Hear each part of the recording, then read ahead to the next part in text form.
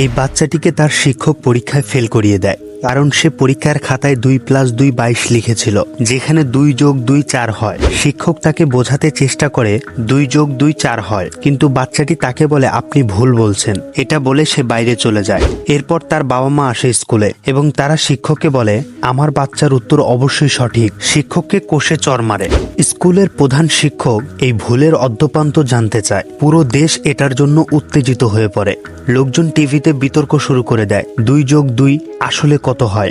School থেকে phone আসে, শিক্ষিকা স্কুলে চলে যায়। গিয়ে দেখে অনেক মিডিয়ার সামনে তাকে বরখাস্ত করা হবে। প্রিন্সিপাল তাকে পেছনের মাসের 2000 এবং সামনের মাসের 2000, মোট 4000 বেতন দিয়ে বরখাস্ত করতে চায়।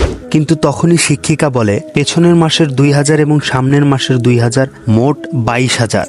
এবার শিক্ষক ফেঁসে যায়। বন্ধুরা, আসলে 2+2 কত হয়? কমেন্টে জানাতে পারো। পার্ট 2 দেখার জন্য একটি লাইক এবং চ্যানেলটি সাবস্ক্রাইব করুন।